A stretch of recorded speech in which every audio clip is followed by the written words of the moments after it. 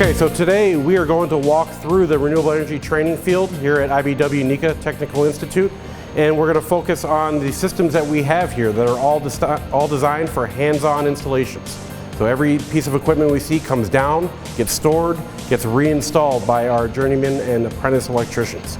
So we are in the building today where we have our main electrical service, where our battery backup systems are, and also where some of the equipment is located. And you can see that on the map here. So we have residential photovoltaic systems here in the south face of the roof. We have some rack mount on the roof here. Next to us we have a 54 kilowatt ground mounted PV system that is mimicking what you would see on a utility scale PV installation. We also have an 18 kilowatt solar carport paired with electric vehicle charging, another area of growth in the Illinois and throughout the Midwest. We have a dual axis tracker. We'll see that outside. That's actually taken down for installation right now, and there'll be a crew this weekend putting that back together. Aside from that, we also have a 5 kilowatt wind turbine on a hydraulic tilt-up tower, so we can bring it down for maintenance safely. And then we also, on the climbing side of things, we have a 60-foot climbing tower where we train for competent climber and tower rescue for the utility scale wind industry. As you can see, we have lots of systems here, about 100 kilowatts in total, and all of the output of the system powers this building and our welding lab, and then any credits issued through net metering reduces the operating costs of our main facility that we have here for the apprenticeship school. So we'll begin now with our residential systems. Inside the building here, we have our two utility interactive inverters that are being fed from our two residential PV arrays.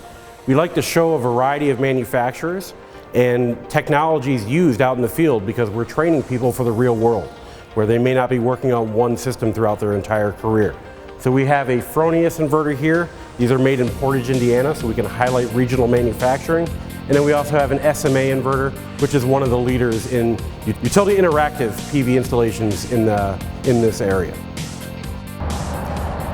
Okay, so as you can see here, we have two pitched roof mount mimicking a residential installation. So we saw the two inverters earlier. The asphalt shingle roof here, which is the most common roof surface in Illinois, that is feeding into that SMA inverter. And then the standing seam roof behind me here, that is the second most common and is actually starting to be used more and more in the Illinois market. That's feeding the Fronius inverter. Both of these are 3 kilowatt PV systems, which at the time of designing this was the average system size in Illinois.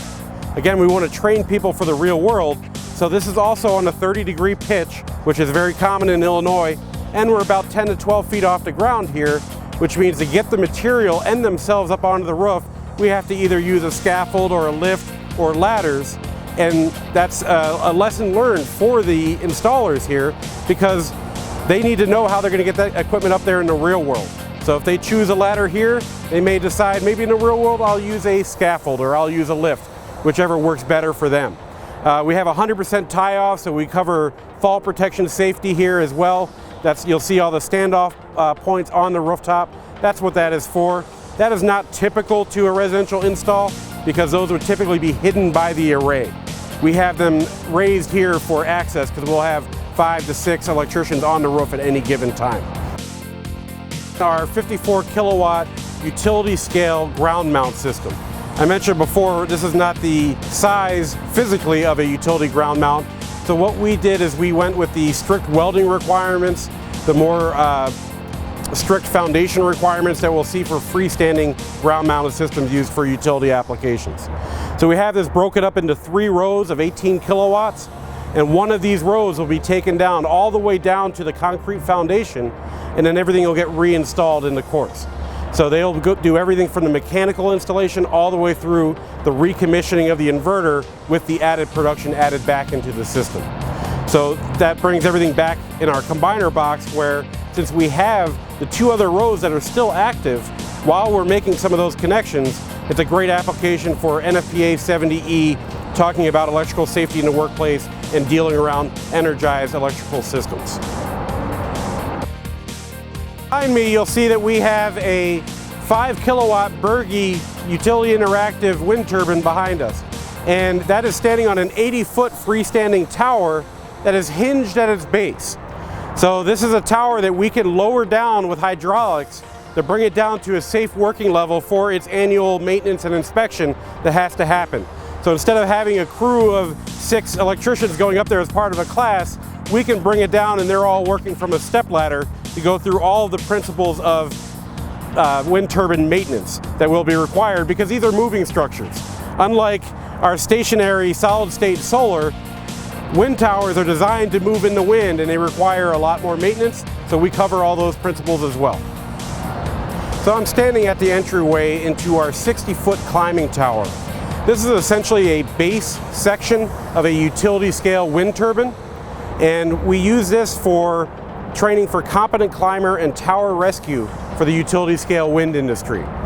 Now, when you talk about wind installations, a lot of the work is done with cranes and done with other heavy equipment, but all the wiring has to be done inside and brought down to the base where the transformers are and where that power gets connected to the grid. So we cover the wiring techniques used. We also cover the safety for people climbing and working on these systems. When these systems are being wired and put together, they're usually in a crew of 2 people, where both people have to be trained in how to select and utilize the climbing harnesses and safety equipment for climbing the 200+ feet they'd have to go up, but also they have to be trained to be able to lower themselves or their partner down in case somebody gets injured. We can't expect first responders to climb 200 feet because somebody was injured, so while the call has been made and the trucks are rolling out, the crew themselves can get down to the base section in case there ever was an accident. The wind industry is pretty unique when it talks about safety, because we're dealing not only at height, because we'll be climbing up to 250 feet, but also when they get to the top, they're now working in a confined space, which requires a whole different level of training, not to mention all of the electrical components they'll be interacting with. So we may not see utility scale wind in the Chicagoland area, but once you get to the western and southern parts of Illinois, and then all over Iowa, Texas, Indiana, we're going to see large wind turbines and large wind farms installed. And our members that go through this training take that credential with them, which they can then use that to qualify to work on some of these other projects.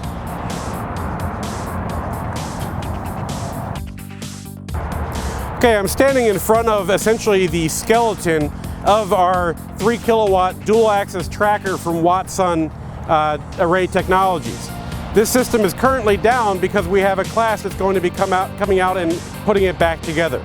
So this system actually utilizes microinverters, which is a little different technology than we saw before. But this system being 3 kilowatts, and the fact that it tracks the sun from east to west every day and also changes its tilt angle based on where the sun is in the sky, will produce about 30% more power than those stationary 3 kilowatt systems that we saw before. So we can highlight the added bonus of tracking the sun versus having a stationary install, while also talking about the more foundation requirements that we'll have with a freestanding structure. Now we are at our 18 kilowatt solar carport. So the structure behind me is steel construction from RBI Solar down in Cincinnati, and it is a freestanding unit that supports 18 kilowatts of solar. We've also paired it with 4 electric vehicle supply equipment, or electric vehicle chargers.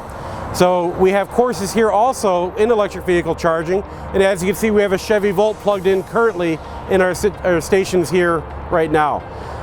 We cover the installation of this carport all the way from the foundation pieces, the main vertical supports, through the horizontals, and then the PV and racking that goes on top of that. So again, another hands-on application where half of this system will come down and one class will have to bring it back together using proper rigging techniques for bringing the steel back into place. Our electric vehicle courses will go through these 4 EVSEs here, and they'll go through the installation, mounting, wiring, and maintenance of this equipment for the electric vehicle market in Illinois. Okay, so we are now back in that building that we started in on this tour, and this is our main electrical room. And also in this room is where we have some of our inverters for the photovoltaic equipment. So that carport and the ground mount and the 10 kilowatts that are on the roof above us here all feed back into one central inverter. Now, that high-pitched noise you may be hearing, that is coming from this inverter in its process right now.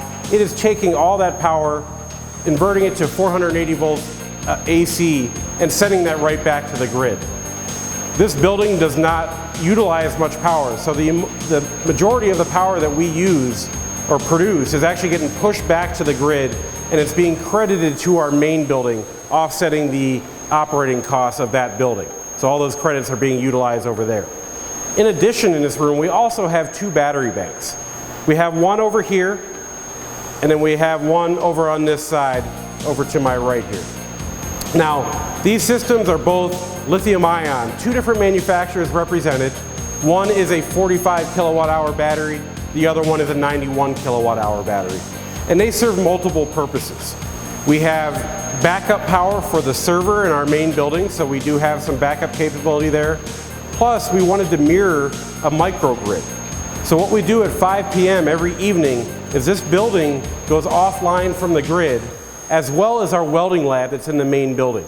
So all of those loads are covered by, during the day, the photovoltaic power we are producing paired with the stored energy we have in these battery cabinets. So we have essentially the only off-grid welding lab in the country.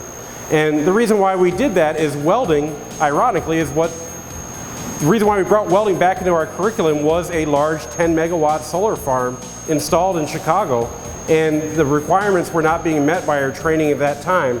So because we're flexible and we can work with the industry, we retooled our welding program to match the demands of that job. And since then, the people have gone through that program, have taken those skills onto other more industrial applications where welding is more typical. So all the systems that you saw today, they're all for hands-on education, as I mentioned before. And the reason why we're so focused on that here at IBEW NECA Technical Institute is to meet the demand for the workforce that's required for Illinois to meet the 25% renewable power by the year 2025 that's required by our state renewable portfolio status. We're looking at 6 gigawatts of solar that has to be installed in this state in the next 5 years. And without a qualified workforce that'll do that work safely and efficiently, we're not going to meet that demand. So we are focused here at the IBEW NECA Technical Institute, and we are training apprentices and journeymen all throughout the year on working on photovoltaic systems, wind systems, and beyond. We have a strong focus here on energy efficiency, whether it's lighting automation, building automation, but then we have our standard electrical work of conduit bending, fire alarm systems, all the things that are required and make people safe and that people just need in their lives to live a better life.